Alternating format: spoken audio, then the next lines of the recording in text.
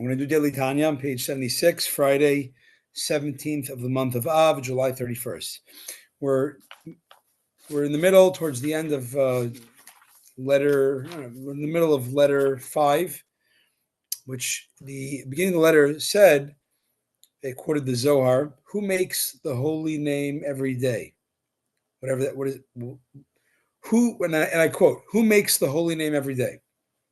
The answer that Zohar gives, he who gives charity to the poor. We asked, what does it mean to make God's name? What does that mean? But now, since we talked the past couple of days about God's name, and we used the name, the Yud and the Hey and the Vav and the Hey, and we explained particularly the Yud and the Hey of God's name represents, speech. God's creating the world is the name Yud and Hey and Vav and Hey, the name we call Havaya, is the name of creation, and there's many reasons for that. It means creation in past, present, future tense. Like he did create, he will create, he is creating. It also, the shape of the letters convey a creative process. But what was relevant for us, we don't have to get to each of the letters. The main one is that the Hey, which is the last kind of stop of the creative process, represents the faculty of speech, which is why the metaphor, the mechanism of creation is called God spoke. At the same time, we spoke about how speech is comprised of really a bunch of mysterious components. On one hand, it is lower than the idea in your mind. It's more delineated, it's more limited, it's more concretized. On the other hand, the ability that you can speak is rooted in your subconscious. That makes a human being the speaking species. And so you have on one hand, it goes out of the person the furthest, in the more concretized way to communicate to another person, or to write to another person, the spoken or written word. But the speech is very much rooted in the subconscious, so it comes from a very deep place of the person. At the same time, remember, it's a paradox. It's the lowest, meaning it's the most external to the person. You can speak it out of yourself to somebody else, and that's even conveyed with this breath. It's almost physical. There's sound waves compared to the much more sublime way the idea is in your mind. Yet this concretized form of communication called speech is rooted in your subconscious. So it's a great metaphor for God had a desire to create a world, have a place, a home in the world with human beings, have a relationship. So that's a desire. It's rooted in very deep, kind of in the cosmic desire. But ultimately it has to come out. The metaphor for its creation is speech, because that conveys that it kind of merges, it marries it comes from the deepest part of the desire, but it comes out in the more concretized physical way. Okay, and that, remember, is all conveyed in God's name, Havaya, the Yud and the Hey. Okay, now, with terrestrial man, for example, when one who is so great a sage as to comprehend the wonders of wisdom, when a very smart man contracts his conception of thought into a single letter of his speech, this is a stupendous contraction and a great descent for his wondrous wisdom. It's an incredible limiting of self. A brilliant Einstein speaking to a middle school grade has to give his ideas that they can appreciate, has to really constrict, what we'd call dumbed down, but really it's constricting the flow of his idea to something very, a small aspect of it. Precisely as in this analogy, but infinitely more so, there was an immensely great and mighty tzimtzum. We talk about this Kabbalistic concept called tzimtzum. Tzimtzum means that God is infinite, by definition, infinite and all present and all pervasive. Yet, when there's a desire to create a world, a other, some sort of otherness, God has to hide his overbearing, overwhelming infinity. And that is done via the mechanism called tzimtzum, we call the contraction. It's a lot to talk what that means, but it's the basic idea. When during the 6 days of creation, the heavens were made by the word of God and all their hosts by the breath of his mouth. Hey, remember, God created the world by the breath of his mouth. That is, we said, the letter Hey, the final Hey of the four-letter name of God. The Yud, the Hey, the Yud, the first Hey, Vav, and the final Hey. Thus, it is written, and the verses all signify this, or they coincide. These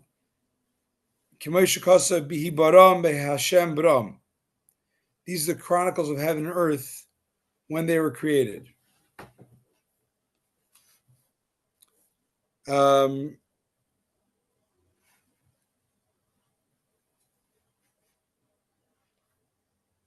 These are the chronicles of heaven and earth when they were created, right?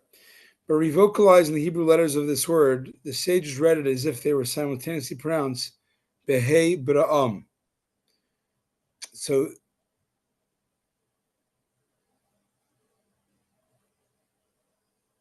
there's a verse in Genesis. These are the chronicles of heaven and earth, Behi Baram. But you can also read it Behei Bram.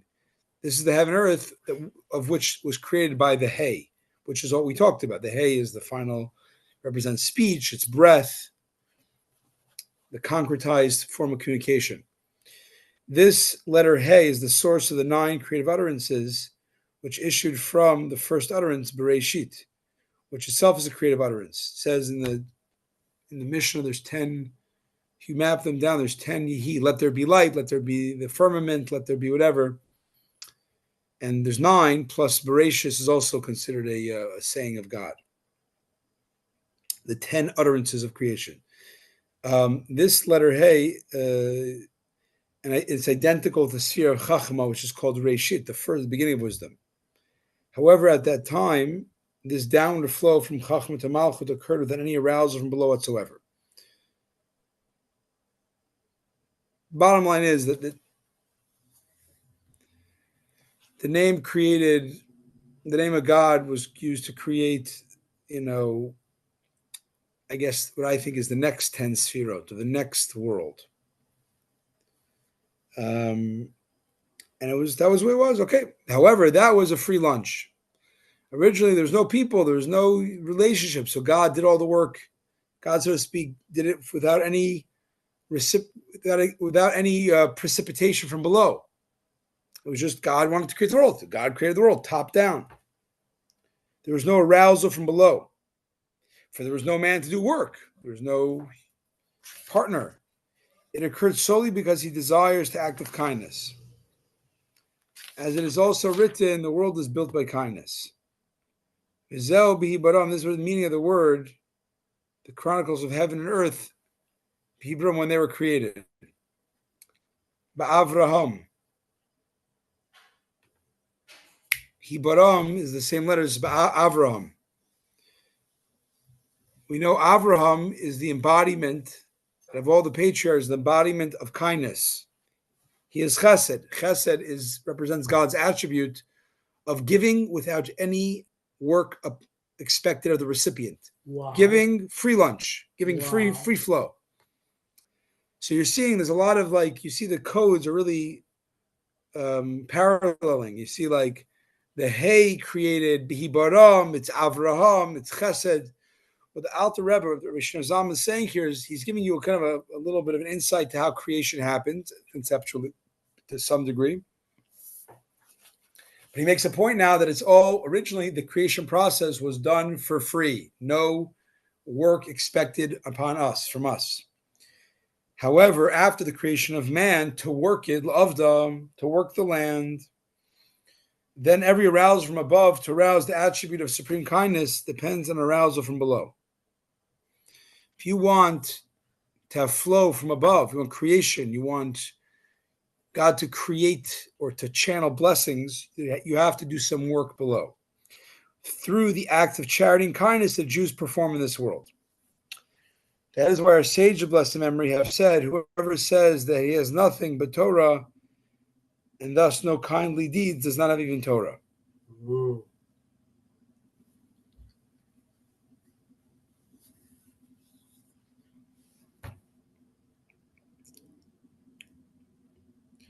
Rather, one ought to engage in Torah and the performance of acts of loving kindness.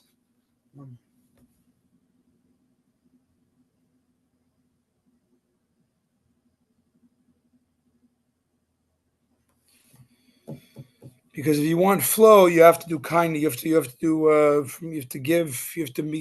to mirror God down here through kindness. For through the Torah, though the Torah derives from Chachma, page 79, and the world subsists by virtue of the Torah and those who discourse in it, meaning the Rabbi Shir Zalman, the author, is talking to people who are very scholarly, a lot of Hasidim, and they're very into Torah. But he says, you don't only have Torah, you have nothing. You got to also have kindness and charity. Wow. Because and yes, Torah, the world subsides on the breadth on the learning of Torah, because by speaking Torah, you're eliciting illuminations and effusions from Supreme Chachma, the source of the Torah, into the plane of the letters of speech with which the world is created. As our sage of blessed memory said with regard to Torah scholars, do not read banayich, rather boinoyich. Don't read that. We say in the davening, we say at the end that your children, but scholars are called your children. They're called your builders because they build the world through Torah study. Nevertheless, even though scholars build the world, this flow of chachma, of the divine flow, is a great descent. And it's not so simple to make God's chachma, divine wisdom, flow into a very concretized world.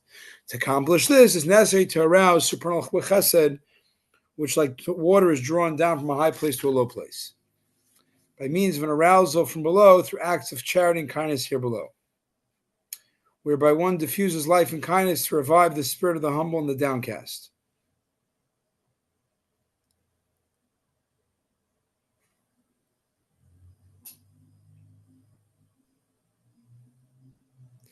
This is the meaning of the verse, let not the wise man glory in his wisdom, but in this let him glory, in understanding and knowing me.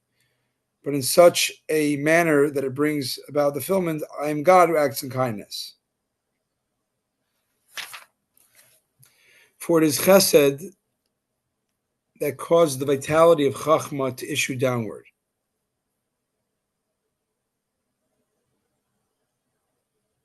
I am God who acts with kindness with the chesed of Asiyah.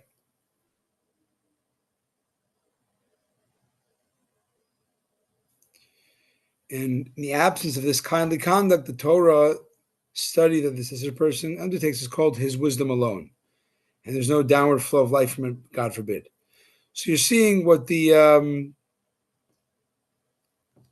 obviously, this is a fundraising letter, and he's telling people that if you want to bring creation, what is more creation? More divine flow. You need to always have kindness from below to precipitate that. Even if you're going to say Torah study is the ultimate flow, it's the ultimate channeling God's wisdom down here, it needs to be coupled with charity. And if you only have, because what's charity? Charity is giving somebody who doesn't have. And that's what we're asking God to do for us. Give us. We don't have. We don't have on our own merit. We're nothing on our own. So when we mirror God by giving to those that don't have, we are mirroring God. We're kind of precipitating and channeling divine flow, even our Torah, which is divine flow.